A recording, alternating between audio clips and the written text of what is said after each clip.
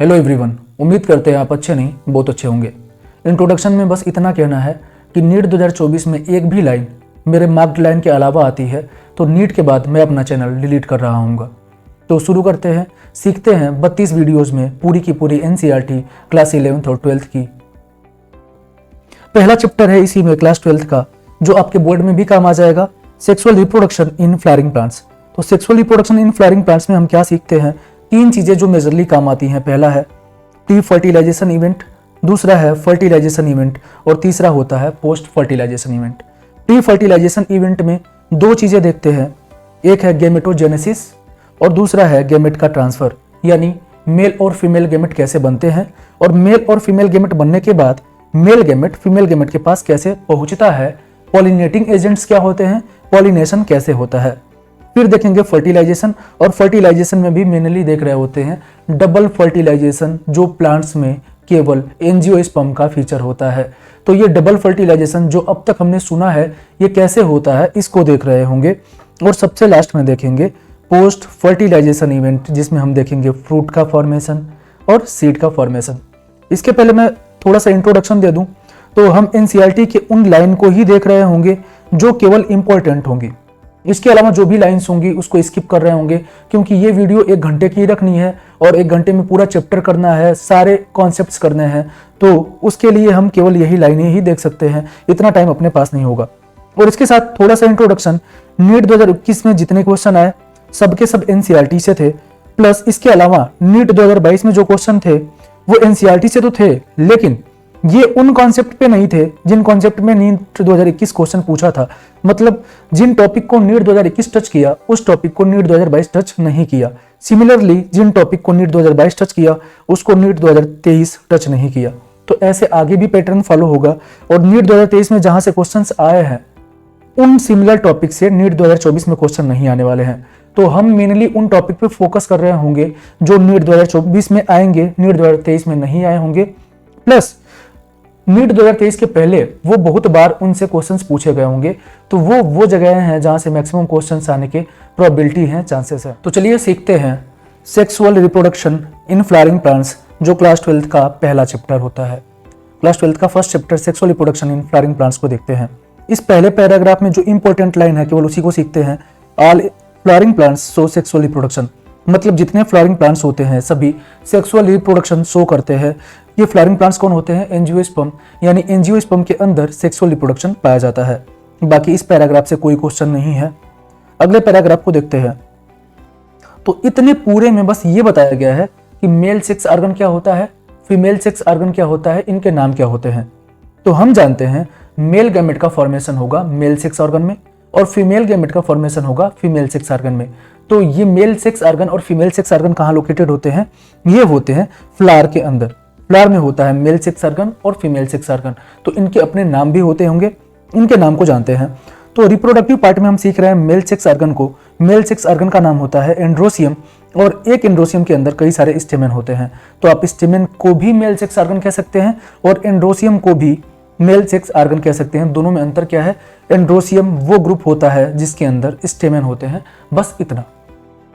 Similarly female sex organ की बात करें तो फीमेल सेक्स ऑर्गन को हम कहते हैं गाइनोसियम, और गाइनोसियम के अंदर जो मेंबर्स होते हैं उनको कहते हैं पिस्टिल या फिर कार्पेल। यानी एक गाइनोसियम के अंदर कई सारे पिस्टिल या कार्पेल होते हैं। गाइनोसियम, पिस्टिल या फिर कार्पेल का ग्रुप होता है। सिमिलर लाइनें यहाँ पे लिखी हुई हैं। Androecium consist of a whorl of stamens representing the male reproductive organs and the gynoecium represents the female reproductive organs. यानी गाइनोसियम फीमेल रिप्रोडक्टिव ऑर्गन को रिप्रेजेंट करता है और एंड्रोसियम मेल रिप्रोडक्टिव ऑर्गन को रिप्रेजेंट करता है। इसके अलावा इधर कोई क्वेश्चंस नहीं फॉर्म्ड होते हैं। अब देख रहे हैं मेल रिप्रोडक्टिव ऑर्गन एंड्रोसियम, और एंड्रोसियम के अंदर भी स्टेमेन को। हम जानते हैं स्टेमेन के 2 पार्ट होते हैं और NCERT भी यही आपको बताती है। 2 parts of a typical stamen, long and slender stock called filament. जो लॉन्ग और सिलेंडर होता है उसको हम कहते हैं फिलामेंट, ये वाला पोर्शन। और दूसरा terminal generally bilobed structure called anther, और जो टर्मिनल पोर्शन होता है जनरली बाइलोब्ड होता है उसको हम कहते हैं एंथर। अब नीट फर्स्ट 2016 में क्वेश्चन आया, the proximal end of the filament is attached to the thalamus और द पेटल ऑफ फ्लावर। मतलब प्रॉक्सिमल एंड जो है फिलामेंट का वो अटैच होता है या तो थैलेमस से या फिर पेटल से। यहाँ पे हम देख पा रहे हैं कि ये जो प्रॉक्सिमल एंड है ये अटैच्ड होगा थैलमस या फिर पेटल से। अगर बात करें इसके दूसरे पार्ट यानी एंथर की, तो ये जनरली बाइलोब्ड होता है, जिसमें ये एक लोब है और इसके जस्ट पीछे दूसरा लोब होता है, और एक लोब के अंदर दो थीका होते हैं, एक ये वाला थीका और दूसरा ये थीका होता है। तो एंथर जनरली होता है बाइलोब्ड और एक लोब के अंदर होता है दो थीका, इसलिए कहते हैं डाइथीकस। अब ये जो थीका सेपरेट होने के बाद दो थीका का फॉर्मेशन हो रहा है, ये लॉन्गिट्यूडनल ग्रोथ से सेपरेट होते हैं और दो थीका का फॉर्मेशन होता है। हम जानते हैं स्टेमन के अंदर होता है माइक्रोस्पोरेंजियम यानी फिर पोलन सेक। माइक्रोस्पोरेंजियम का दूसरा नाम होता है पोलन सेक, और पोलन सेक के अंदर बनते हैं पोलन ग्रेन, जिनका दूसरा नाम है माइक्रोस्पोर, और तीसरा नाम होता है mail gametophyte. Angiosperm anther is bilobed. Angiosperm का जो एंथर है ये बाइलोब्ड होता है और एक लोब में दो थीका होते हैं, और इसलिए इसको हम डाइथीकस भी कहते हैं। एक लॉन्गिट्यूडनल ग्रोव होती है, longitudinal Grove runs length wise separating the theca, जो थीका को सेपरेट कर रही होती है और दो थीका का फॉर्मेशन होता है। The anther is four sided, और अब इस तरीके से एंथर फोर साइड का हो जाता है, और फोर साइड का होने की वजह से इस एंथर को हम कहते हैं टेट्रागोनल। अब ये जो होते हैं इनको हम कहते हैं माइक्रोस्पोरेंजिया। ये पूरा लेंथ वाइज होते हैं इसके अंदर तक, और ये माइक्रोस्पोरेंजिया बाद में डेवलप होकर बनते हैं पोलन सेक, क्योंकि इन्हीं के अंदर पोलन ग्रेन का फॉर्मेशन होता है और पोलन ग्रेन इनके अंदर होते हैं, इसलिए इनको कहते हैं pollen sacs. The bilobed nature of an anther is very distinct in the transfer section of anther, और ये पोर्शन हम देख चुके हैं। Microsporangia develop further and become pollen sacs, जिसको मैं आपको बता चुका कि माइक्रोस्पोरेंजिया डेवलप होकर क्या बनाती हैं, पोलन सेक्स। तो यहाँ देखने वाली बात यह है कि पोलन सेक डेवलप होकर माइक्रोस्पोरेंजिया नहीं बनाता, बल्कि माइक्रोस्पोरेंजिया डेवलप होकर बनाता है pollen sac. The extend longitudinally all the length, और जिससे पोलन ग्रेन का फॉर्मेशन हो रहा होता है इनके अंदर। स्ट्रक्चर ऑफ माइक्रोस्पोरेंजियम देखते हैं, मतलब इसके स्ट्रक्चर को देखने वाले हैं। तो पहले तो इसमें कितनी वॉल्स होती हैं इनको देख रहे होंगे, इन वॉल का फंक्शन कैसा होता है इनको देखेंगे, और ये सर्कुलर आउटलाइन में होती हैं इनको देख रहे होंगे।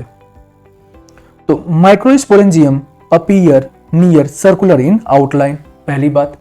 दूसरी, surrounded by four wall layers, और ये माइक्रोस्पोरेंजियम चार वॉल के लेयर से सराउंडेड होती है। अब इन चार वॉल का नाम याद करते हैं, एपिडर्मिस, इंडोथीसियम, मिडिल लेयर और टैपेटम, जिसमें पहले की तीन लेयर यानी एपिडर्मिस, इंडोथीसियम और मिडिल लेयर का फंक्शन होता है प्रोटेक्शन, जो कि पहला फंक्शन है, और दूसरा एंथर के डेहिसेंस में हेल्प करती हैं, जिससे पोलन ग्रेन रिलीज हो पाता है। अब इनरमोस्ट वॉल लेयर, जिसको हम टैपेटम कहते हैं, इसका मेन फंक्शन होता है नरिशमेंट ऑफ पोलन ग्रेन, जो नीट फर्स्ट 2016 में पूछा जा चुका है। इसके अलावा अगर मैं बात करूं टैपेटम के सेल की, तो उसके बारे में दो चीजें आपको याद रखनी होगी। पहली, टैपेटम के सेल के अंदर डेंस साइटोप्लाज्म पाया जाता है, और दूसरा, इस सेल के अंदर एक से ज्यादा न्यूक्लियस होते हैं। अब ये जो मेल गैमेट बनाने वाला पोलन ग्रेन है, ये पोलन ग्रेन कहां पे बनता है और किन सेल से बनता है उनको देखते हैं। तो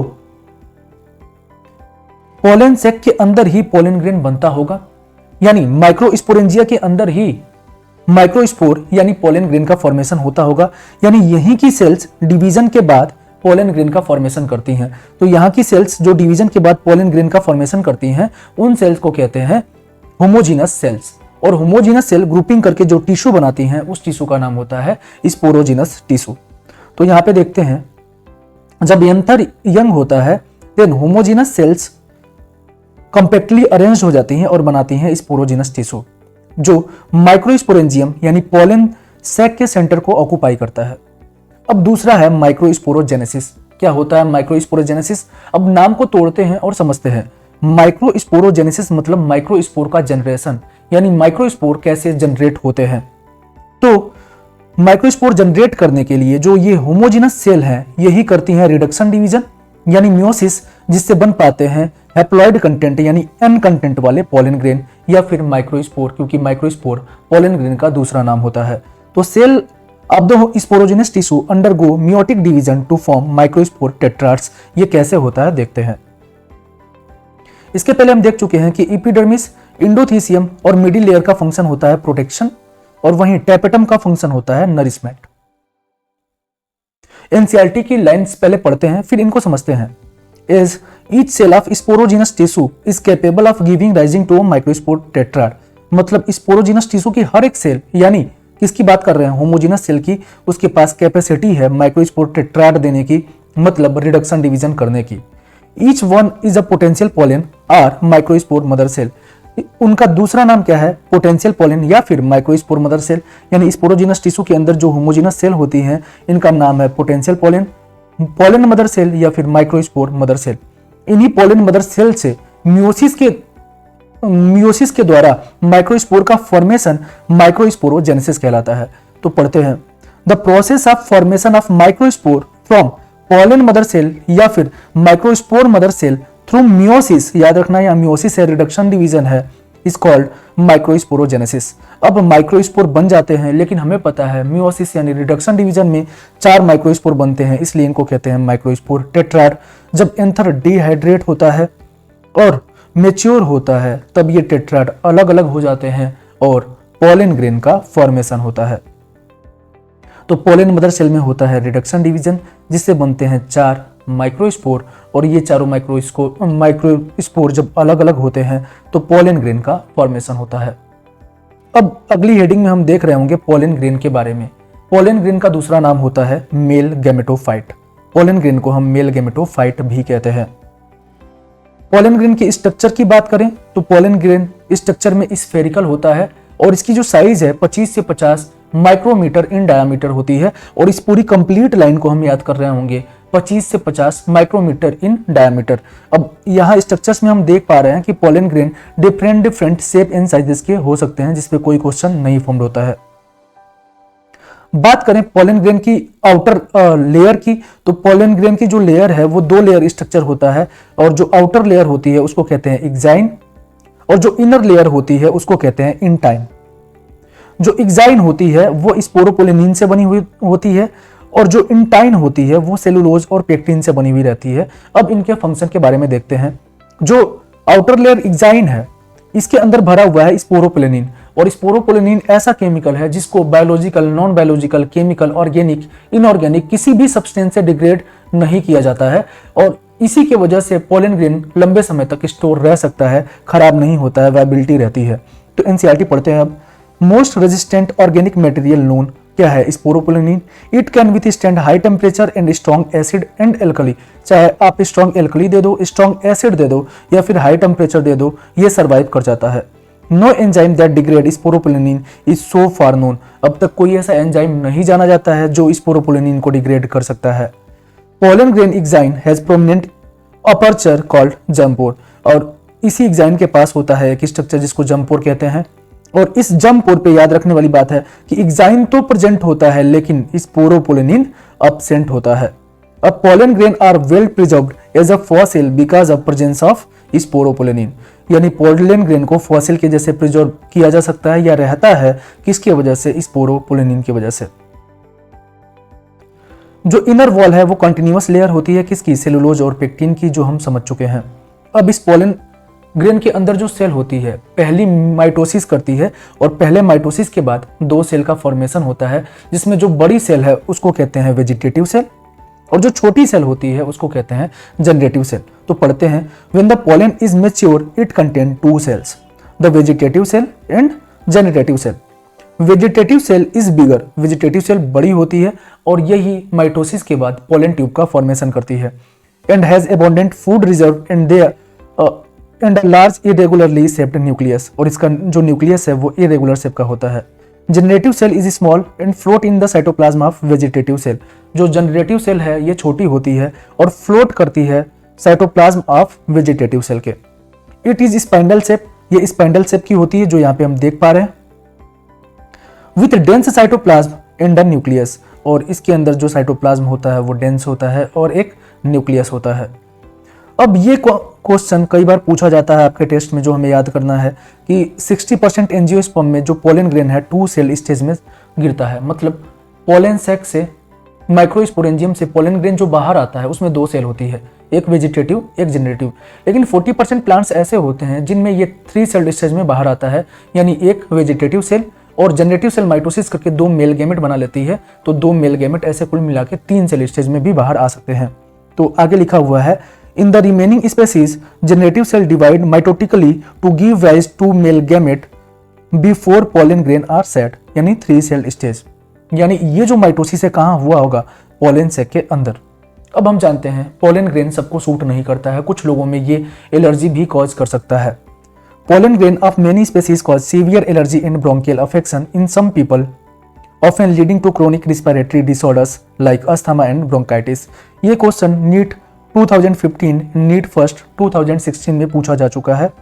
अब देखते हैं पार्थेनियम, जिसका दूसरा नाम है कैरेट ग्रॉस, ये इंडिया में आई किसके साथ, कंटामिनेटेड इंपोर्टेड वीट के साथ, जो पोलन एनर्जी कॉज करती है। ये इस पे क्वेश्चन नहीं आया है और क्वेश्चन आ सकता है, इसको हमें रिवाइज करके रखना है।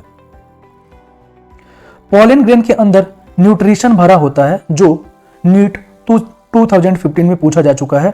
और पोलन ग्रेन को हम पोलन टैबलेट या फिर फूड सप्लीमेंट की तरह यूज करते हैं, ये भी नीट में आ चुका है। पोलन प्रोडक्ट को हम सिरप या फिर टैबलेट के फॉर्म में लेते हैं, और एथलीट्स या फिर रेस हॉर्सेस अपना परफॉर्मेंस इंक्रीज करने के लिए पोलन का यूज करते हैं, क्योंकि इसके अंदर न्यूट्रिशन भरा हुआ रहता है। अगला टॉपिक हम देखने वाले हैं वायबिलिटी ऑफ पोलन ग्रेन। क्या होता है वायबिलिटी ऑफ पोलन ग्रेन, मतलब पोलन ग्रेन कितने देर तक वायबल रह सकता है, कितने देर तक फंक्शनेबल रह सकता है। तो व्हीट और राइस के केस में ये 30 मिनट तक वायबल रहता है, और वहीं बात करें सोलेनेसी, लेगुमिनेसी और रोजेसी फैमिली की, तो इसमें कुछ महीनों तक वायबल रह सकता है। इसके अलावा storage of pollen grain liquid nitrogen में करते हैं, जिसका टेम्परेचर -196 डिग्री सेंटीग्रेड होता है। यहाँ पे याद रखने वाली बात है कि ये सेंटीग्रेड होता है, ना कि फ़ारेनहाइट, जिससे आप सिली मिस्टेक से बच सकते हैं। बाकी इसमें कोई काम की लाइन नहीं है, जो भी काम की है सब यहाँ पे नोट कर दिया है आपके लिए, तो आप इसको रिकॉल कर सकते हैं। अगले हेडिंग हम पढ़ने वाले हैं फीमेल सेक्स ऑर्गन के बारे में, फीमेल गैमेट के फॉर्मेशन के बारे में, और फिर हम पढ़ रहे होंगे फर्टिलाइजेशन, और फर्टिलाइजेशन से पहले हम देख रहे होंगे पॉलिनेशन। तो अब हम बात करने वाले हैं फीमेल सेक्स ऑर्गन की, और फीमेल सेक्स ऑर्गन में भी पिस्टिल की। हम जानते हैं पिस्टिल के ग्रुप को हम गाइनोसियम कहते हैं। नीट में एक बार क्वेश्चन आया कि ओव्यूल का दूसरा नाम क्या है, तो हम जानते हैं ओव्यूल का दूसरा नाम होता है मेगास्पोरेंजियम। अब गाइनोसियम के अंदर पिस्टिल होते हैं। अगर गाइनोसियम के अंदर एक पिस्टिल है तो इस कंडीशन को हम कहते हैं मोनोकार्पेलरी, यानी कि सिंगल कार्पेल है, क्योंकि पिस्टिल का दूसरा नाम कार्पेल होता है। और अगर एक से ज्यादा पिस्टिल होंगे तो कहते हैं मल्टी कार्पेलरी। अब जब मल्टी कार्पेलरी कंडीशन आएगी तो उसमें जो कार्पेल हैं यानी पिस्टिल हैं वो फ्यूज भी हो सकते हैं और फ्री भी रह सकते हैं।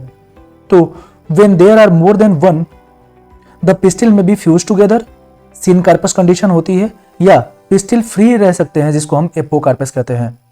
पिस्टिल के 3 पार्ट्स होते हैं, स्टिग्मा, स्टाइल और ओवरी। हम जानते हैं स्टिग्मा लैंडिंग प्लेटफॉर्म होता है पोलन ग्रेन के लिए, स्टाइल पोलन ट्यूब को कैरी करती है, और ओव्यूल के अंदर फर्टिलाइजेशन होता है, और फर्टिलाइजेशन के बाद सीड का फॉर्मेशन होता है, ओवरी फ्रूट बनाती है। Inside the ovary ovarian cavity होती है, जिस कैविटी को लोक्यूल कहते हैं, और इसी ओवेरियन कैविटी के अंदर प्लेसेंटा भी होता है। तो हम देखते हैं मल्टी कार्पेलरी ओवरी के बारे में, जो 2 कंडीशन में पाई जा सकती है, सिनकार्पस या फिर एपोकार्पस, यानी पिस्टिल फ्यूज हो सकते हैं या फिर पिस्टिल फ्री हो सकते हैं।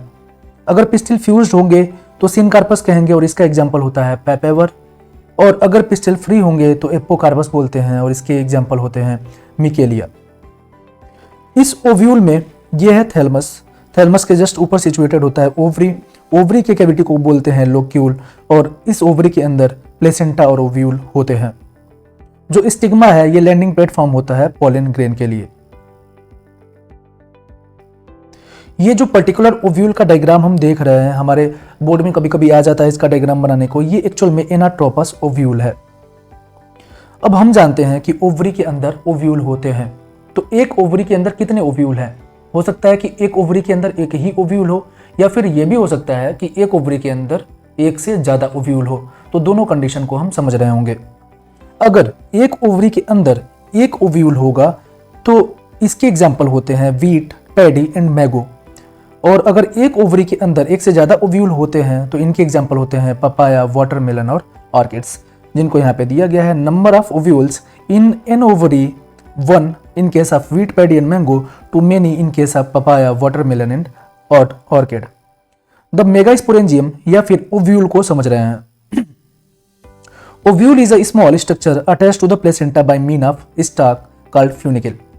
ओव्यूल प्लेसेंटा से जुड़ा हुआ रहता है और प्लेसेंटा से ओव्यूल जिससे जुड़ता है, जिस स्टाक से जुड़ता है, उसका नाम होता है फ्यूनिकल, और ये फ्यूनिकल प्लेसेंटा से अराइज होती है। The body of the ovule fuses with funicle in the reason called hilum, और ये फ्यूनिकल जो प्लेसेंटा से अराइज हुई है ओव्यूल से जहाँ पे फ्यूज करेगी उस रीजन को कहते हैं हाइलम। यानी hilum represents the junction between ovule and funicle. Hilum वो जंक्शन है जो ओव्यूल और फ्यूनिकल के बीच में होता है। यानी यहाँ पे होता है हाइलम, ये होता है ओव्यूल, और इनके बीच का जो जंक्शन है उसको हाइलम कहते हैं। फ्यूनिकल जोड़ता है प्लेसेंटा को किससे? ओव्यूल से।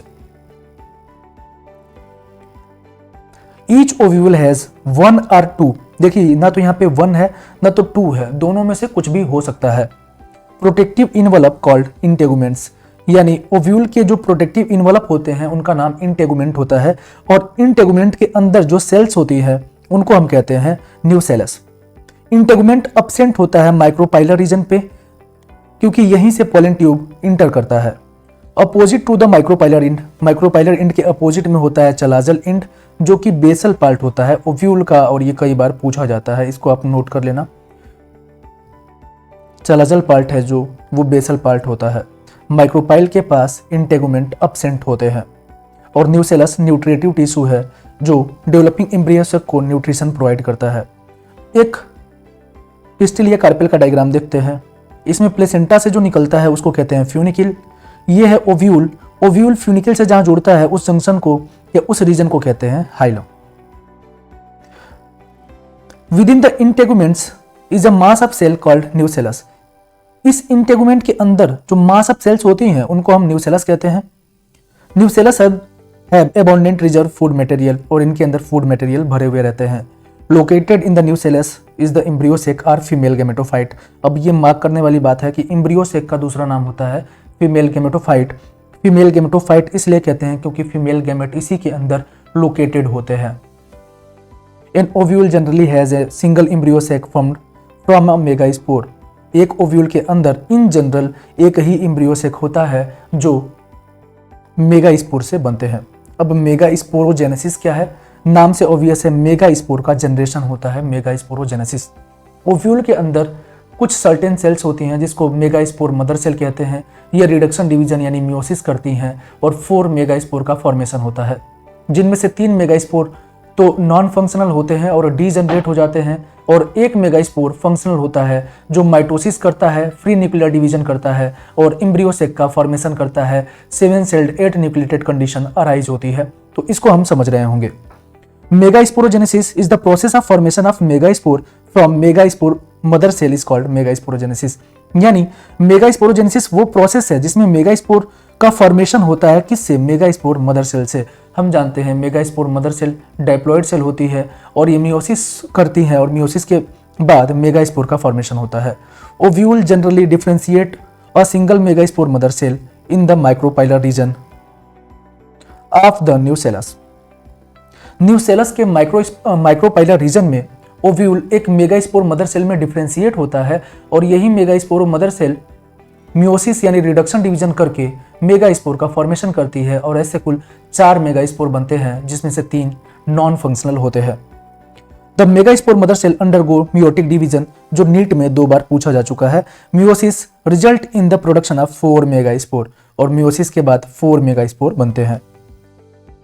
फीमेल गेमेटोफाइट यानी एम्ब्रियो सेक को देख रहे हैं। One of the megaspore is functional while other 3 degenerate. इन चारों में से 3 मेगास्पोर डीजनरेट हो जाते हैं और केवल एक ही फंक्शनल होता है। Only the functional megaspore develop into a female gametophyte और एम्ब्रियो सेक, और जो फंक्शनल मेगास्पोर होता है वही डेवलप होता है एम्ब्रियो सेक में। Embryo sac formation from a single megaspore is term as monosporic development, और एम्ब्रियो सेक का ऐसे एक ही मेगास्पोर से बनना मोनोस्पोरिक डेवलपमेंट कहलाता है, जो नीट में पूछा जा चुका है। तो डायग्राम से समझते हैं।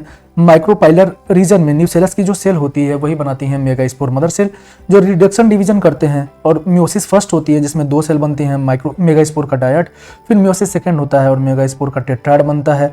3 डीजनरेट हो जाती हैं, एक फंक्शनल रहता है।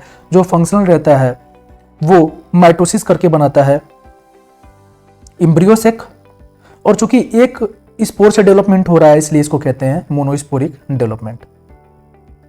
अब एम्ब्रियोसेक के फॉर्मेशन को देखते हैं। एम्ब्रियोसेक के फॉर्मेशन में जो फंक्शनल मेगास्पोर है 3 बार माइटोसिस करता है, लेकिन ये माइटोसिस फ्री न्यूक्लियर डिवीजन होते हैं, मतलब न्यूक्लियस बनता जाता है। पहले 1 से 2, फिर 2 से 4, फिर 4 से 8। इसके बाद सेल वॉल का फॉर्मेशन होता है और सेल बनती हैं।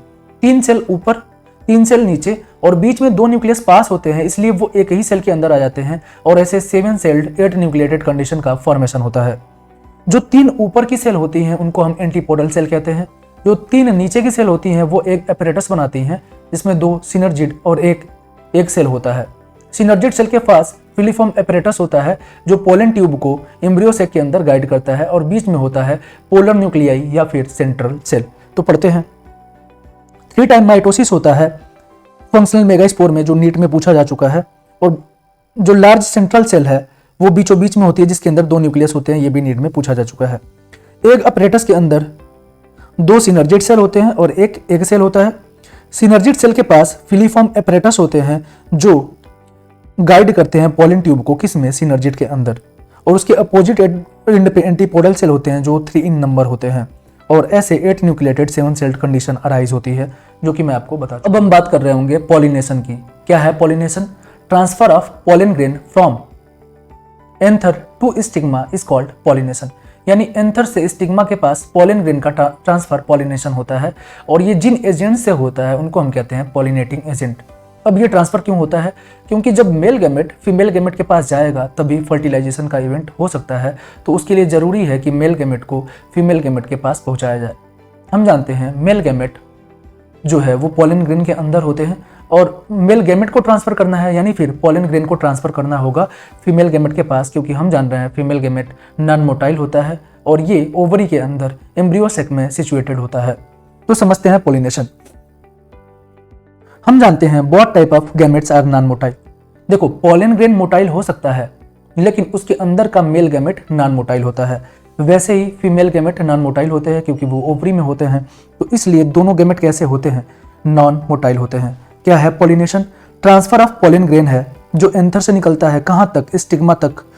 किसके स्टिग्मा? पिस्टिल के स्टिग्मा, और इसको हम कहते हैं पॉलिनेशन। अब कितने तरीके के पॉलिनेशन हो सकते हैं? पहला पढ़ते हैं ऑटोगैमी। ऑटोगैमी में एक ही फूल के अंदर होता है ये पॉलिनेशन। सेम फ्लावर के अंदर एंथर का जो पोलन ग्रेन है वो उसी के स्टिग्मा पे चला जाएगा, सेल्फ पॉलिनेशन या फिर ऑटोगैमी कहते हैं। Pollination is achieved with in the same flower, उसी फ्लावर के अंदर पॉलिनेशन हो जाएगा। कुछ पौधे ऐसे होते हैं जैसे कि वायोला, इसका दूसरा नाम है कॉमन पैंसी, ऑक्जेलिस और कोमेलिना, जिसके अंदर 2 तरीके के फ्लावर होते हैं। एक होता है कैस्मोगैमस और दूसरा होता है क्लिस्टोगैमस। कैस्मोगैमस फ्लावर ओपन होते हैं और इनमें ऑटोगैमी भी हो सकता है, जिटोनोगैमी हो सकता है, जीनोगैमी हो सकता है। लेकिन ये क्लिस्टोगैमस फ्लावर इन तीनों पौधों में स्पेशल टाइप ऑफ फ्लावर है जो कभी ओपन नहीं होते हैं, और अगर ओपन नहीं होंगे तो आपको पता है इनके एंथर से निकला पोलन ग्रेन इनके ही स्टिग्मा पे जाएगा और हमेशा ऑटोगैमी ही होगी। और अगर पॉलिनेटर नहीं होंगे तब भी सीड का फॉर्मेशन हो रहा होगा, क्योंकि इनमें पॉलिनेशन तो होगा ही होगा क्योंकि फ्लावर बंद है, ओपन नहीं है। Cleistogamous flower are invariably autogamous as there is no chance of cross pollination landing on the stigma. इसमें कोई भी क्रॉस पॉलिनेशन का चांस नहीं होता है क्योंकि फूल तो खुला ही नहीं है, और जब फ्लावर ओपन नहीं है तो कहीं और का पोलन ग्रेन इसके पास नहीं आ सकता है। Cleistogamous flower produce a sailed seed set even in the absence of pollinator, और ये कई टेस्ट में पूछा जाता है कि क्लिस्टोगैमस फ्लावर फिर ऐसे फ्लावर हैं जिसमें पोलिनेटर नहीं भी होंगे तब भी पॉलिनेशन हो रहा होगा, क्योंकि इसमें पॉलिनेशन के लिए किसी भी पोलिनेटर की नीड नहीं है। अब इस डायग्राम में ये देखते हैं कि जो क्लिस्टोगैमस फ्लावर है ये कहीं रूट के पास नीचे होते हैं, और जो कैस्मोगैमस फ्लावर जो ओपन होते हैं ये ऊपर होते हैं। इनका लोकेशन आपको याद रखना है ताकि डायग्राम वाले क्वेश्चन आए तो आप इनको इजीली कर पाए। देखते हैं जिटोनोगैमी। जिटोनोगैमी याद करने का सिंपल सा तरीका है, पौधा एक ही होगा, एक पौधे के 2 फूल आपस में फर्टिलाइजेशन करेंगे, जिटोनोगैमी होगा। Transfer of pollen grain from the anther to stigma of another flower of the same plant, और ये नीट में पूछा जा चुका है। अब चूंकि एक ही पौधा है और उस पौधे के डिफरेंट फ्लावर्स हैं, तो इनमें कोई जेनेटिकली डिफरेंट नहीं होता है, इसलिए इनको जेनेटिकली ये सिमिलर होते हैं किसके, ऑटोगेमी के, और ये भी नीट में पूछा जा चुका है। जीनोगेमी क्या है? दो डिफरेंट पौधों के बीच में पॉलिनेशन अगर होगा, फर्टिलाइजेशन होगा, तो उसको हम कहते हैं जीनोगेमी, और ये नीट में पूछा जा चुका है। Transfer of pollen grain from anther to stigma of different plant. अब चूंकि यहाँ पे डिफरेंट प्लांट है, दोनों अलग अलग जेनेटिक सेटअप वाले होंगे, जेनेटिक वेरिएशन आएगा, तो ये जेनेटिकली डिफरेंट क्रॉस पॉलिनेशन होगा। This is the only type of pollination which during pollination brings genetically different type of pollen grain to the stigma. अब देखते हैं एजेंट ऑफ पॉलिनेशन, मतलब पॉलिनेशन कौन कराता है। तो पॉलिनेशन अबायोटिक फैक्टर जैसे कि वाइंड और वाटर भी करा सकते हैं, या फिर बायोटिक फैक्टर यानी एनिमल्स यानी लिविंग ऑर्गेनिज्म भी करा सकते हैं। Majority of the plants use biotic agent for pollination. जो मेजर पॉलिनेशन होता है वो बायोटिक फैक्टर से होता है, और स्मॉल प्रोपोर्शन है जो अबायोटिक से अपना पॉलिनेशन कराते हैं। Pollen grain coming in contact with the stigma is a chance factor in both wind and water pollination. ये असर्शन रीजन का क्वेश्चन बन सकता है कि इन case of wind and water pollination जो पॉलन ग्रेन है वो स्टिग्मा के पास आए, ये चांस फैक्टर है। अब आप सोचो कि एक फूल यहाँ है और दूसरा फूल 10 मीटर की दूरी पे है, तो इससे निकला हुआ पॉलन ग्रेन उस फूल के पास पहुंचेगा, इसकी चांसेस बहुत कम है। इसके लिए इसको ओवरकम करने के लिए फूल ऐसे अडॉप्ट हो जाते हैं कि ये बहुत ज़्यादा अमाउंट में पॉलन ग्रेन को प्रोड्यूस करें, जिससे कि फर्टिलाइजेशन के चांसेस मैक्सिमम हो पाए। To compensate for these uncertainties and the associated loss of pollen grain, the flowers produce enormous amount of pollen when compared to the number of ovule available for the pollination। यानी कि जो ovule होंगे उनके comparison में pollen grain ज़्यादा release होता है, जिससे कि पॉलिनेशन को इंश्योर किया जा सके। अब पॉलिनेशन बाय अबायोटिक फैक्टर में पॉलिनेशन बाय वाइंड देखेंगे, उसके बाद पॉलिनेशन बाय वाटर देखेंगे, और फिर बायोटिक फैक्टर के द्वारा पॉलिनेशन को हम समझ रहे होंगे। Pollination by wind more common होता है अबायोटिक में, यानी अबायोटिक में भी सबसे ज्यादा पॉलिनेशन जो है वो वाइंड से होता है। वाइंड पॉलिनेशन के लिए जो पॉलन ग्रेन है वो लाइट और नॉन स्टिकी होना चाहिए, मतलब इस पॉलन ग्रेन को एक जगह से उड़ के दूसरे जगह तक जाना है, तो अगर ये स्टिकी रहेगा तो बीच में जो चीजें भी मिलेगी उससे स्टिक करके वहीं पे वो अस्थायी हो जाएगा और वो वहीं पे अपनी वायबिलिटी को लॉस कर देगा। तो इसके लिए जरूरी है कि वो नॉन स्टिकी रहे, पहली बात। और दूसरी बात, चूंकि उसको हवा के माध्यम से जाना है, उसको उड़ के जाना है, तो उसको हल्का भी होना होगा। इसके साथ जो हवा है वो पॉलन ग्रेन को उड़ा पाए, इसके लिए जरूरी है कि जो स्टेमन है वो वेल एक्सपोज्ड हो।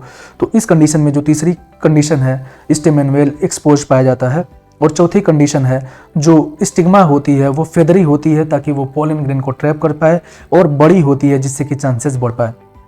अब नीट में क्वेश्चन आया था, wind pollinated flowers often have a single ovule in each ovary.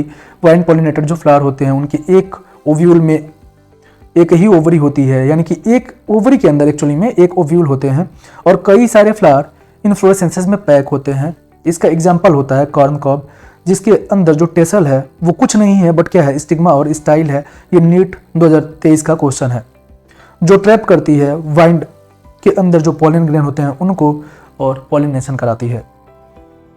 जो ये वाइंड पॉलिनेशन है ये मेनली ग्रासेस में पाया जाता है। अब हम समझने वाले हैं pollination by water. Pollination by water rare है, लिमिटेड है 30 जेनरा तक, और इस 30 जेनरा में मोस्टली जो है वो मोनोकॉट है। एग्जाम्पल वाटर पॉलिनेटेड प्लांट के हैं वेसिलेनेरिया और हाइड्रिला। जो वेसिनेरिया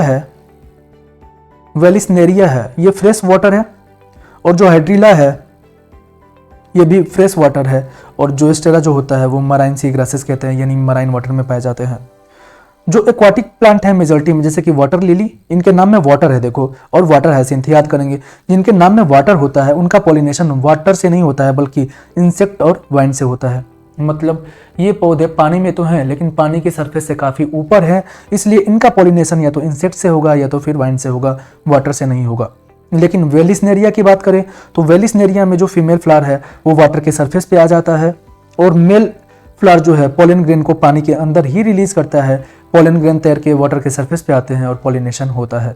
सी ग्रासेस यानी जो एस्टेरा की बात करें तो इसमें फीमेल फ्लावर पानी के अंदर डूबे रहते हैं और पॉलन ग्रेन भी पानी के अंदर ही रिलीज होते हैं और फर्टिलाइजेशन होता है।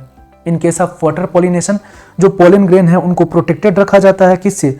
म्यूसिलेजिनस कवरिंग से, और ये पॉलन ग्रेन लॉन्ग होते हैं, रिबन लाइक होते हैं।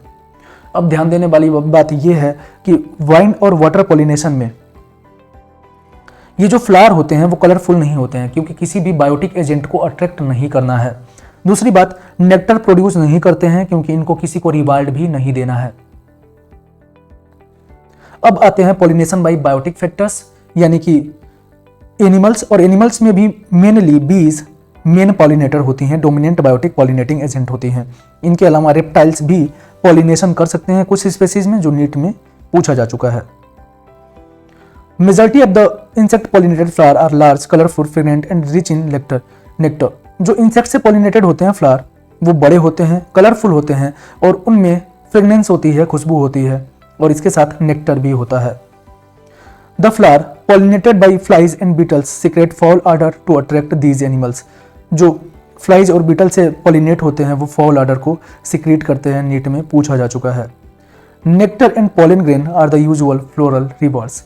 जनरली जो बायोटिक पॉलिनेटर्स आते हैं उनको फ्लोरल रिवार्ड के बदले नेक्टर और पॉलन ग्रेन दिया जाता है, लेकिन इनके अलावा और भी रिवार्ड्स हो सकते हैं जिसको हम देखने वाले हैं। जैसे कि सबसे बड़ा जो फ्लावर है उसको एमॉर्फोफिलस कहते हैं, जो 6 फीट लंबा होता है। ये जो फ्लोरल रिवार्ड है वो जिससे पॉलिनेट होता है उसको एग देने की जगह देता है। इसके साथ एक सिमिलर रिलेशनशिप है जो मोथ और यूका के बीच में है। ये जो रिलेशनशिप है ये स्पेसिफिक है, मतलब दोनों एक दूसरे के बिना अपनी लाइफ साइकिल को कंप्लीट नहीं कर पा रहे होंगे।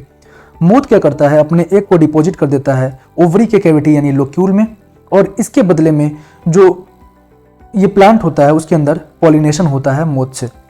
जब मोथ के लार्वा डेवलप होने लगते हैं तो डेवलप होकर ये तब बाहर आते हैं जब सीड डेवलप होना स्टार्ट कर देती है। अच्छा, नीट में एक बार क्वेश्चन आया कि उन पॉलिनेटर्स को आप क्या कहेंगे जो बिना पॉलिनेशन किए फ्लोरल रिवॉर्ड कंज्यूम कर लेते हैं? तो इनको हम कहते हैं पोलन या फिर नेक्टर ड्रॉबर्स। आउटब्रीडिंग डिवाइसेस, अब ये एक बहुत अच्छा टॉपिक है, इसको एक्सप्लेन बहुत लंबे में किया जा सकता है, लेकिन चूंकि ये वन शॉट है इसको हम जल्दी से कर रहे होंगे। आप सिंपल इतना समझो कि पौधा नहीं चाहता है कि वो सेल्फ में पॉलिनेशन करे, पौधा हमेशा चाहता है कि वो क्रॉस पॉलिनेशन करे। तो पौधा अपने अंदर कोई सी भी मैकेनिज्म डेवलप कर ले जिससे वो सेल्फ पॉलिनेशन को अवॉइड करना चाहे और क्रॉस पॉलिनेशन को प्रमोट करना चाहे, उसको हम आउटब्रीडिंग डिवाइसेस कहते हैं। हमारे सिलेबस में ये आउटब्रीडिंग डिवाइसेस 4 तरीके की हैं, तो चारों को हम देख रहे होंगे और इसमें बस इतना सीख रहे होंगे कि पौधा सेल्फ पॉलिनेशन कैसे अवॉइड करता है और क्रॉस पॉलिनेशन कैसे प्रमोट करता है। अगर कंटिन्यूअस सेल्फ पॉलिनेशन होगा तो जो प्रोडक्टिविटी है वो डिक्रीज हो जाती है, तो इसलिए पौधा नहीं चाहता कि कंटिन्यूअस सेल्फ पॉलिनेशन हो। Continuous self pollination result in inbreeding depression, मतलब आपस में ब्रीड कराओगे तो उससे इनब्रीडिंग डिप्रेशन होगा। Flowering plants have developed many devices to discourage self pollination and to encourage cross pollination, यानी फ्लावरिंग प्लांट्स ऐसे कई डिवाइसेस डेवलप करते हैं जिससे वो सेल्फ पॉलिनेशन को डिस्करेज करते हैं और क्रॉस पॉलिनेशन को इनकरेज करते हैं। In some species pollen release and stigma receptivity are not synchronised. पहला है कि pollen ग्रेन जब बनेगा उसी समय स्टिग्मा कैपेबल नहीं होगी कि उसको एक्सेप्ट कर पाए, तो ऐसे सेल्फ पॉलिनेशन को अवॉइड किया जा सकता है। दूसरा तरीका है the anther and stigma are placed at different position, मतलब एंथर और स्टिग्मा की पोजीशन अलग अलग होगी जिससे एंथर से निकलने वाला pollen ग्रेन स्टिग्मा के पास पहुंच ही नहीं पाएगा और इससे सेल्फ पॉलिनेशन को प्रोटेक्ट किया जा सकता है। तीसरी कंडीशन है सेल्फ इनकम्पेटिबिलिटी, और ये जेनेटिक मैकेनिज्म है, कई बार पूछा जाता है, जो सेल्फ पॉलिनेशन को प्रिवेंट करता है। मतलब जो स्टिग्मा है वो इनकैपेबल है, वो अपने ही pollen ग्रेन को एक्सेप्ट ही नहीं करेगी, रिजेक्ट कर देगी, और ये इसकी जेनेटिक मैकेनिज्म होती है। चौथा होता है यूनिसेक्सुअल फ्लावर का प्रोडक्शन। आप खुद सोचो कि अगर फ्लावर यूनिसेक्सुअल होगा तो जो pollen ग्रेन लेगा वो फिर दूसरे प्लांट से ही लेगा, और इसके कंडीशन में ये फिर क्रॉस पॉलिनेशन हो जाएगा। कैस्टर एंड मेज मोनोइसियस होते हैं, जो ऑटोगैमी तो प्रिवेंट कर लेते हैं लेकिन जीटोनोगैमी प्रिवेंट नहीं कर पाते हैं। मतलब यूनिसेक्सुअल फ्लावर अगर एक ही प्लांट पे होंगे तो मोनोइसियस कंडीशन होगी, और यूनिसेक्सुअल फ्लावर अगर डिफरेंट प्लांट पे होंगे तो डायोइसियस कंडीशन होगी। तो इस कंडीशन में यूनिसेक्सुअल फ्लावर तो है लेकिन एक ही प्लांट पे है, तो ऑटोगैमी तो प्रिवेंट कर सकता है लेकिन जीटोनोगैमी प्रिवेंट नहीं कर पाएगा। इसके एग्जाम्पल होते हैं कैस्टर और मेज। वहीं पपाया जो डायोइसियस है, यूनिसेक्सुअल फ्लावर ये भी है, लेकिन ये डिफरेंट प्लांट पे होते हैं, तो ये डायोइसियस होते हैं और ये ऑटोगैमी के साथ जीटोनोगैमी भी प्रिवेंट कर लेते हैं और केवल प्रमोट कर रहे होते हैं जीनोगैमी को, जो नीट में 2 बार पूछा जा चुका है। पॉलन पिस्टिल इंटरेक्शन में आप यहाँ जितना पढ़ोगे ये आगे पढ़ोगे, इसमें की जो मेन लाइनें हैं वो मैं आपको समझा देता कि पॉलन ग्रेन जब पिस्टिल से इंटरेक्ट करता है तो आप ये सोचो कि पिस्टिल के पास, जैसे मान लो पिस्टिल गुलाब के फूल की है, अब उसके पास पॉलन ग्रेन गेंदा के फूल का भी आ सकता है, हिबिस्कस के फूल का भी आ सकता है, किसी का भी आ सकता है, लेकिन किसका पॉलन ग्रेन वहां जर्मिनेट करेगा? केवल गुलाब के फूल का। तो अगर गुलाब के फूल का पॉलन ग्रेन होगा तो पिस्टिल उसको एक्सेप्ट करेगी, और अगर गुलाब के फूल के अलावा किसी और का होगा तो पिस्टिल उसको रिजेक्ट कर देगी। इसी को कहते हैं पॉलन पिस्टिल इंटरेक्शन, जो एक केमिकल फिनोमिना है। जो पिस्टिल है उसके पास केमिकल पाया जाता है और उसी की वजह से वो डिसाइड कर पाती है कि अपने पॉलन ग्रेन को ही एक्सेप्ट करना है। अगर कंपिटेबल पॉलन ग्रेन होता है तो वो पिस्टिल पे जर्मिनेट करता है और पॉलन ट्यूब का फॉर्मेशन करता है। अच्छा, पॉलन ग्रेन के अंदर जो वेजिटेटिव सेल बताया था, वही वेजिटेटिव सेल माइटोसिस करके पॉलन ट्यूब का फॉर्मेशन करती है। अब ये पॉलन ट्यूब जब ओवरी के पास जाता है तो इंटर करता है ओव्यूल में थ्रू माइक्रोपाइल, ये हम जानते हैं, और दोनों में से किसी एक सिनर्जिड में जाता है थ्रू फिलीफॉर्म अपैरेटस, क्योंकि हम जानते हैं फिलीफॉर्म अपैरेटस ही गाइड कर रहे होते हैं पॉलन ट्यूब को, किसके अंदर? सिनर्जिड सेल के अंदर। All these events from pollen deposition on the stigma until pollen tubes enter the ovule are together referred to as pollen pistil interaction। यानी ये जितने भी इवेंट हैं, पॉलन का डिपोजिट होना और ओव्यूल के अंदर पॉलन ट्यूब का इंटर करना, ये सब का सब मिला के कहलाता है पॉलन पिस्टिल इंटरेक्शन, जो एक डायनामिक प्रोसेस है, यानी लगातार ये चलता रहता है, पॉलन ट्यूब की ग्रोथ होती रहती है। अब हम पढ़ने वाले हैं आर्टिफिशियल हाइब्रिडाइजेशन। आर्टिफिशियल हाइब्रिडाइजेशन में क्या है?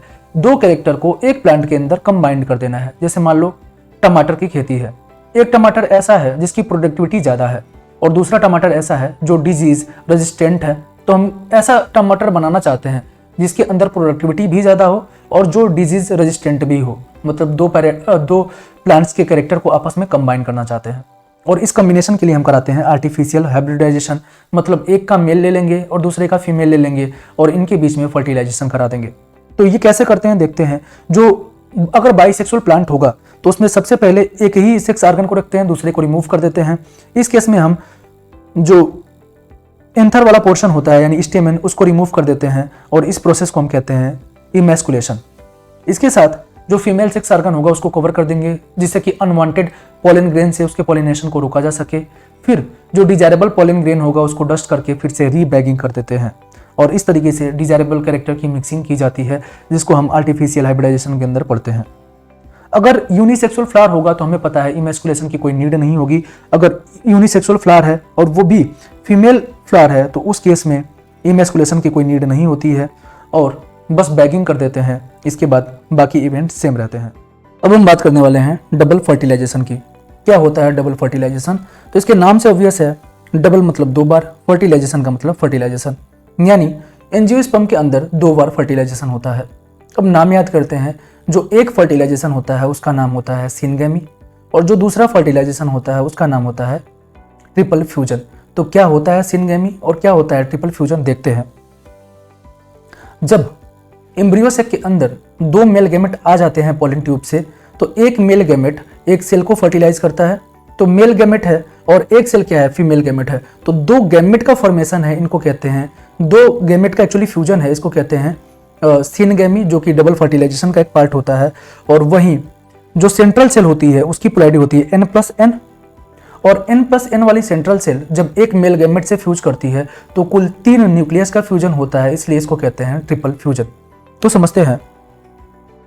One of the male gamete move towards the egg cell and fuses. एक मेल गैमेट एक सेल की तरफ जाता है और उससे फ्यूज हो जाता है, जिसको हम कहते हैं सिनगेमी। और सिनगेमी के बाद जाइगोट बनता है और जाइगोट माइटोसिस करने के बाद एम्ब्रियो का फॉर्मेशन करता है। वहीं other male gamete moves towards the polar nuclei, और पोलर न्यूक्लियाई कितने होते हैं? 2 पोलर न्यूक्लियाई के पास अगला वाला मेल गैमेट जाता है और ऐसे 3 न्यूक्लियस का फ्यूजन होता है, जिसको हम ट्रिपल फ्यूजन कहते हैं। ट्रिपल फ्यूजन के बाद प्राइमरी इंडोस्पर्मिक न्यूक्लियस का फॉर्मेशन होता है जिसको PEN कहते हैं, और PEN फिर PEC बनाता है, मतलब प्राइमरी इंडोस्पर्मिक सेल। और ये प्राइमरी इंडोस्पर्मिक सेल माइटोसिस करके इंडोस्पर्म का फॉर्मेशन करती है जो न्यूट्रिशियस टिश्यू होता है। डबल फर्टिलाइजेशन इनको कहते हैं क्योंकि 2 बार फर्टिलाइजेशन हुआ है। The central cell after triple fusion becomes primary endospermic cell and develop into the endosperm, जिसको आपको बता चुका हूं, और जाइगोट डेवलप हो जाता है एम्ब्रियो में। इसके बाद हम देखने वाले हैं पोस्ट फर्टिलाइजेशन इवेंट, जिसमें ओव्यूल सीड में कैसे कन्वर्ट होता है इसको देखेंगे, ओवरी फ्रूट में बदलती है इसको देखेंगे, इंडोस्पर्म और एम्ब्रियो का फॉर्मेशन भी हम देख रहे होंगे। तो सबसे पहले देखते हैं इंडोस्पर्म को। The primary endospermic cell divide repeatedly and form a triploid endospermic tissue, और इस तरीके से इंडोस्पर्मिक टिश्यू का फॉर्मेशन हो जाता है जब PEC माइटोसिस करती है। Cell of this tissue filled with reserve food material, और इस टिश्यू के सेल के अंदर रिजर्व फूड मटेरियल होते हैं जो न्यूट्रिशन में पार्टिसिपेट करते हैं डेवलपिंग एम्ब्रियो के, क्योंकि एम्ब्रियो जो है एक सिंगल सेल जाइगोट से डेवलप होता है, और सिंगल सेल जाइगोट को जब एम्ब्रियो बनना है तो इसके लिए एनर्जी चाहिए। ये एनर्जी आती है इंडोस्पर्म के सेल से। इंडोस्पर्म जो है वो फ्री न्यूक्लियर भी हो सकता है और सेलुलर भी हो सकता है, दोनों को समझते हैं। जो कोकोनट वाटर है वो कुछ नहीं, फ्री न्यूक्लियर इंडोस्पर्म है। नीट में ये क्वेश्चन पूछा जा चुका है। जबकि जो व्हाइट कर्नल्स होते हैं कोकोनट के अंदर वो सेलुलर इंडोस्पर्म के एग्जाम्पल है। अब इंडोस्पर्म को तोड़कर एम्ब्रियो बनाया जाता है, तो एम्ब्रियो के डेवलपमेंट में इंडोस्पर्म या तो कंप्लीटली कंज्यूम हो जाएंगे या तो कुछ बचा रह जाएगा। तो इंडोस्पर्म कंप्लीटली कंज्यूम हो जाते हैं एम्ब्रियो के डेवलपमेंट में in case of pea, groundnut and beans, और रह सकते हैं in case of castor and coconut. Embryo को समझते हैं। एम्ब्रियो डेवलप होता है माइक्रोपाइलर एंड पे of the embryo sac where zygote is situated. अब हमें पता है एम्ब्रियो वहीं पे डेवलप होगा जहां पे जाइगोट होगा। जाइगोट होता है माइक्रोपाइलर एंड पे, इसीलिए एम्ब्रियो का फॉर्मेशन भी माइक्रोपाइलर एंड पे होता है। अब ये एक बहुत खूबसूरत सा एसर्शन रीजन का क्वेश्चन बन सकता है, जिसको हम समझते हैं most zygotes divide only after certain amount of endosperm is formed. कुछ नहीं, मोस्टली जाइगोट ऐसे होते हैं वो तब डिवीजन शो करते हैं जब एक सर्टेन अमाउंट में एंडोस्पर्म बन जाता है, ताकि जाइगोट जब डिवाइड करे तो उसको एनर्जी की जो नीड है वो फुलफिल करी जा सके। This is an adaptation to provide assured nutrition to developing embryo, और ये दोनों एसर्शन रीजन के लिए बहुत अच्छे क्वेश्चन है। Early stages of embryo development यानी एम्ब्रियोजेनी कहते हैं। एम्ब्रियो का जो डेवलपमेंट होता है उसको कहते हैं एम्ब्रियोजेनी, और ये सिमिलर होता है इन case of monocot and in case of dicot. सबसे पहले जाइगोट बदलता है प्रो एम्ब्रियो में, फिर बदलता है ग्लोबुलर एम्ब्रियो, फिर बनता है हार्ट शेप, और सबसे लास्ट में बनता है मैच्योर एम्ब्रियो। और इनके डायग्राम हम यहाँ पे देख सकते हैं। जाइगोट, ग्लोबुलर, हार्ट शेप, और उसके बाद मैच्योर एम्ब्रियो का फॉर्मेशन होता है, और ये स्टार्ट होता है माइक्रोपाइलर रीजन पे। सबसे पहले समझ रहे होंगे डाइकॉट के एम्ब्रियो को, उसके बाद समझेंगे मोनोकॉट के एम्ब्रियो को। तो ये होता है कुछ डाइकॉट का एम्ब्रियो। डाइकॉट के एम्ब्रियो में 2 कोटिलीडोन्स होते हैं जिनके अंदर फूड का स्टोरेज होता है। ये कोटिलीडोन वाली एक्सिस के ऊपर जो पोर्शन होता है उसको कहते हैं एपिकोटाइल।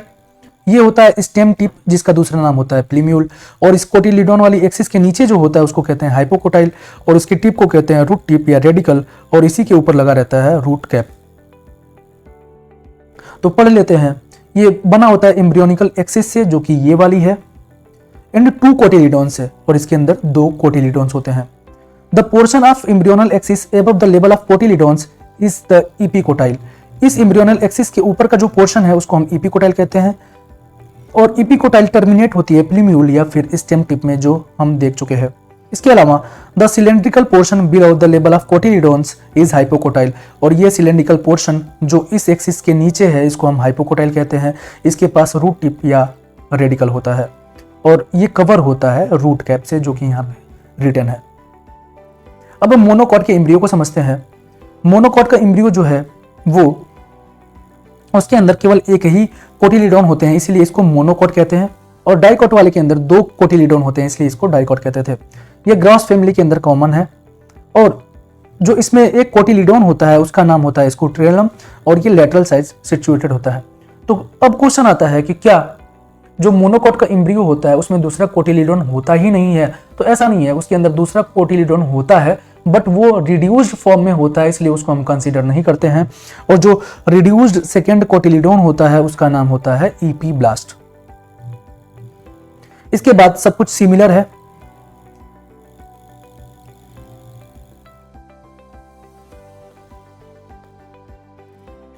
जो रूट कैप है वो कवर रहती है अनडिफरेंशिएटेड सीथ, जिसको हम कोलियोराइजा कहते हैं, और जो सूट टिप है वो कवर रहती है हॉलो फोलियर स्ट्रक्चर, जिसको हम कोलियोप्टाइल कहते हैं।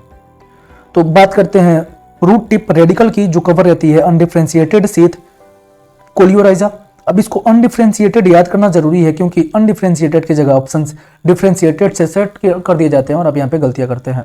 इसके साथ जो सूट टिप है वो कवर होती है कोलियोप्टाइल से, जो कि एक हॉलो फोलियर स्ट्रक्चर होता है, और जो एक कोटिलीडोन होता है उसको हम कहते हैं स्कोटेलम। सीड देखते हैं। सीड क्या है? कुछ भी नहीं, फर्टिलाइज्ड ओव्यूल है। अब सीड दो तरीके की होती है, एक नॉन एल्बुमिनस, एक्स एल्बुमिनस, या फिर मैं इसको कहूँ नॉन इंडोस्पर्मस सीड, मतलब ऐसी सीड जिसमें इंडोस्पर्म जो है कंज्यूम हो गया है एम्ब्रियो के डेवलपमेंट में, और इसके एग्जाम्पल होते हैं पी, ग्राउंडनट, बीन्स, यानी इंडोस्पर्म नहीं होगा। नॉन एल्बुमिनस क्यों कह रहे हैं? क्योंकि इंडोस्पर्म के अंदर ही एल्बुमिन होता है, और अगर इंडोस्पर्म नहीं है तो एल्बुमिन नहीं है, यानी कैसी सीड है? नॉन एल्बुमिनस है। वहीं दूसरी सीड का टाइप है एल्बुमिनस, मतलब एम्ब्रियो के डेवलपमेंट में इंडोस्पर्म कंज्यूम नहीं हुआ है, मतलब एल्बुमिन होगा, इंडोस्पर्म होगा, और ऐसे सीड को कहते हैं एल्बुमिनस सीड या फिर इंडोस्पर्मस सीड। इसके एग्जाम्पल होते हैं वीट, राइस, मेज, बार्ले और कैस्टर, जो कि इन सब में दिया है। इसके अलावा जब सीड का डेवलपमेंट हो रहा होता है तो कुछ सीड ऐसी होती हैं जिनमें न्यूसेलस की कुछ सेल रह जाती हैं, और न्यूसेलस की कुछ सेल जो रह गई हैं उनको कहते हैं पेरिस्पर्म, और ये पाए जाते हैं ब्लैक पीपर और बीट के अंदर। इंटेगुमेंट जो है वो सीड कोट में कन्वर्ट हो जाता है, और माइक्रोपाइल स्मॉल ओपनिंग के जैसे प्रेजेंट रहता है सीड कोट के अंदर, जो एंट्री और कराता है ऑक्सीजन का और वाटर का, जिससे सीड जर्मिनेट हो पाती है। अगर सीड मैच्योर हो जाती है तो वो अपने वाटर कंटेंट को रिड्यूस कर रही होती है और इतना ड्राई कर देती है कि उसके अंदर 10 से 15% ही मॉइस्चर होता है। इसके साथ साथ मेटाबॉलिक एक्टिविटी कम कर देती है, स्लो डाउन कर देती है, और एम्ब्रियो रेस्टिंग स्टेट में चला जाता है, यानी इनएक्टिविटी स्टेट में चला जाता है, और इसको डोरमेंसी कहते हैं। जैसे ही फेवरेबल कंडीशन आती है, जैसे कि adequate moisture, oxygen, suitable temperature, seed के अंदर वाटर का एंट्री होता है, ऑक्सीजन का एंट्री होता है, मेटाबॉलिज्म होता है, और सीड जर्मिनेट करती है। The transformation of ovule into the seed and ovary into the fruit proceed simultaneously, मतलब ओव्यूल का सीड में बदलना और ओवरी का फ्रूट में बदलना दोनों एक साथ चल रहा होता है, अलग अलग नहीं होता है। जो ओवरी की वॉल होती है वही फ्रूट की वॉल में डेवलप हो जाती है, जिसको हम पेरिकार्प कहते हैं। अब फ्रूट दो टाइप के होते हैं, या तो वो फ्लेसी हो सकते हैं जैसे कि इन case of Goa, orange and mango, या तो वो ड्राई हो सकते हैं in case of ground नटेड mustard. Fruit के अलग बेसिस पे अलग क्लासिफिकेशन भी हैं, जैसे कि फॉल्स फ्रूट और ट्रू फ्रूट। अब सिंपल समझते हैं, अगर फ्रूट केवल और केवल ओवरी से बना है तो उसको हम ट्रू फ्रूट कहते हैं, और अगर फ्रूट के फॉर्मेशन में ओवरी के अलावा फ्लावर का कोई और भी पार्ट पार्टिसिपेट करता है जैसे कि थैलमस, तो इस कंडीशन को हम कहते हैं फॉल्स फ्रूट। तो एप्पल, स्ट्रॉबेरी एंड कैज्यू ये फॉल्स फ्रूट का एग्जाम्पल है, क्योंकि ओवरी के अलावा फ्रूट के फॉर्मेशन में थैलमस भी पार्टिसिपेट करता है। वहीं बात करें ट्रू फ्रूट की, तो ट्रू फ्रूट वो फ्रूट है जो केवल ओवरी से डेवलप हुआ रहता है, और मोस्टली फ्रूट जो हैं वो ट्रू फ्रूट होते हैं। बाकी नीट में क्वेश्चन आया था फॉल्स फ्रूट में ये जो पोर्शन है इसको हम क्या कहते हैं, जिसको आप इजीली कर सकते हैं। अच्छा, आपको पता है फ्रूट के फॉर्मेशन के लिए फर्टिलाइजेशन जरूरी नहीं है। आप सिंपल समझिए कि फर्टिलाइजेशन सीड के फॉर्मेशन के लिए जरूरी होता है, ना कि फ्रूट के फॉर्मेशन के लिए। आप रिकॉल करिए तो डबल फर्टिलाइजेशन से सीड का फॉर्मेशन हुआ है, ना कि फ्रूट का। फ्रूट का फॉर्मेशन हार्मोनल चेंजेस की वजह से होते हैं, यानी जब फर्टिलाइजेशन होता है तो पौधे के अंदर कुछ हार्मोन्स बढ़ जाते हैं, जिससे ओवरी फ्रूट में कन्वर्ट होती है। तो आर्टिफिशियली अगर फ्लावर के अंदर वही हार्मोन्स बढ़ा दिए जाते हैं तो बिना फर्टिलाइजेशन के भी जो है फ्रूट का फॉर्मेशन हो सकता है, और नेचुरली भी ऐसा पॉसिबल होता है। इन केस ऑफ बनाना में फर्टिलाइजेशन नहीं होता लेकिन फ्रूट का फॉर्मेशन होता है, और ऐसे फ्रूट को कहते हैं पार्थिनोकार्पिक फ्रूट। हम पार्थिनोकॉर्पी इंड्यूस कर सकते हैं artificially by the application of growth hormone, और इस ग्रोथ हार्मोन का नाम होता है ऑक्सीन, जो कि सीडलेस टोमेटो बनाने में काम आता है। वायबिलिटी ऑफ पॉलन ग्रेन हम समझ चुके थे। अब हम देखने वाले हैं वायबिलिटी ऑफ सीड, कि सीड कब तक वायबल रह सकती है। तो इसके दो एग्जांपल्स हैं जो यहाँ पे रिटन है, इसको हम सिंप्लीफाइड फॉर्म में लिख चुके हैं। पहला एग्जांपल है ल्यूपिन का, जिसका साइंटिफिक नेम है ल्यूपिनस आर्किटस, जो आर्किक टुड्डा पे पाया गया और इसकी डोरमेसी 10,000 साल की है, मतलब 10,000 पुराना सीड पाया गया और आज ग्रो कराया गया तो वो ग्रो हो गया।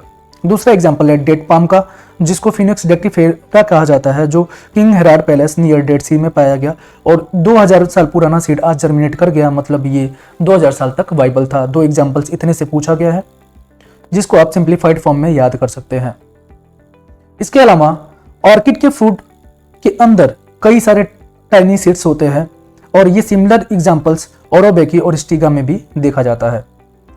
अब last but not the list सबसे इंपॉर्टेंट टॉपिक है, और अगर आप यहाँ तक वीडियो को अभी देख रहे हैं तो आप नीट को लेके बहुत ज़्यादा सीरियस हैं, या फिर आप नीट में बहुत अच्छा स्कोर करना चाहते हैं, एटलीस्ट बायो में तो करना चाहते हैं, तो आगे के और वीडियोस के लिए जिसमें हम बायो को कंप्लीट कर रहे होंगे, मेक श्योर आप चैनल को सब्सक्राइब कर लें, जिससे कि आगे की कोई भी वीडियो आपसे मिस ना हो और आप पूरा बायो कंप्लीट कर रहे हो, वो 11th और 12th दोनों पोर्शंस। तो अब पढ़ते हैं एपोमिक्सिस और पॉली एम्ब्रियोनी। क्या है एपोमिक्सिस और पॉली एम्ब्रियोनी? तो सिंपल सी बात बताऊं तो बिना एग सेल के एम्ब्रियो सेक के अंदर की कोई भी सेल बिना फर्टिलाइजेशन के अगर सीड में डेवलप हो जाती है तो उसको हम एपोमिक्सिस कहते हैं। देखते हैं, some species of Asteraceae and grasses, इनके अंदर मैकेनिज्म होता है to produce seed without fertilisation. इसके पहले टू प्रोड्यूस फ्रूट देखा था, अब हमें सीड का फॉर्मेशन करना है लेकिन फर्टिलाइजेशन नहीं करना है, इसको कहते हैं एपोमिक्सिस। अब ये लाइन कई बार आपके टेस्ट में पूछी जाती है। Apomixis is a form of asexual reproduction. Apomixis asexual reproduction का फॉर्म होता है जो मिमिक करता है सेक्सुअल रिप्रोडक्शन को, क्योंकि सेक्सुअल रिप्रोडक्शन का ही प्रोडक्ट होता है क्या? Seed. In some species, diploid egg cell formed without reduction division and develop into the embryo without fertilization. हम जानते हैं जो एग सेल है वो हैप्लॉइड होती है क्योंकि मियोसिस से बनती है, रिडक्शन डिवीजन से बनती है। लेकिन कुछ स्पेसीज में ऐसा होता है कि एक सेल का फॉर्मेशन बिना मियोसिस यानी फिर माइटोसिस से हो जाता है, जिससे एक सेल पहले से ही डाइप्लॉइड होती है, किसी फर्टिलाइजेशन का नीड नहीं होता है और बिना फर्टिलाइजेशन के अगर सीड का फॉर्मेशन हो रहा है तो उसको हम कहते हैं एपोमिक्सिस। हाउएवर, ये जो एपोमिक्सिस है ये सिट्रस और मैंगो में पाई जाती है, जिसके अंदर न्यूसेलस की जो सेल है वो डिवीजन स्टार्ट कर देती हैं। हमें पता है न्यूसेलस की सेल 2n होती हैं और ये डिवीजन करके ही एम्ब्रियो सेक के अंदर सीड का फॉर्मेशन कर लेती हैं और एम्ब्रियो बनाती हैं। अब इस केस में क्या होता है, जैसे कि हम देखते हैं ऑरेंज की सीड, तो ऑरेंज की सीड जो एक आप देखते हो उसको खोलोगे उसके अंदर कई सारे छोटे छोटे एम्ब्रियो दिखाई देंगे और ये केस होता है पॉली एम्ब्रियोनी का। और ये पॉली एम्ब्रियोनी का जो केस है वो डबल फर्टिलाइजेशन प्लस एपोमिक्सिस का मिक्सचर होता है।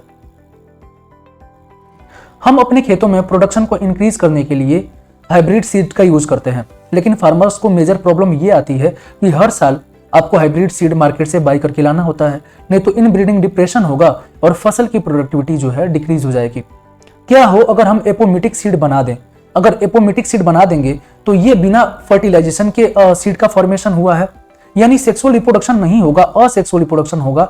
और हम जानते हैं असेक्सुअल रिप्रोडक्शन में वेरिएशन नहीं आते हैं, और अगर वेरिएशन नहीं आएंगे तो जनरेशन आफ्टर जनरेशन जो हाइब्रिड कैरेक्टर है वो मेंटेन रहेगा, जो कैरेक्टर है वो सेग्रीगेट नहीं करेगा और ऐसे किसानों को, फार्मर्स को हर साल नई सीड खरीदने का कोई नीड नहीं होगा।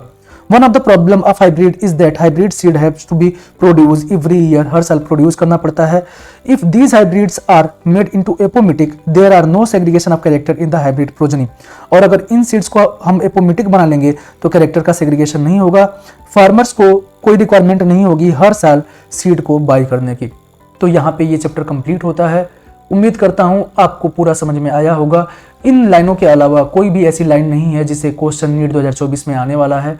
यहाँ तक आप कर चुके हैं तो मैं उम्मीद करूंगा आप आगे की वीडियोस भी रेगुलर देखेंगे और नीट में अच्छा स्कोर कर रहे होंगे। धन्यवाद।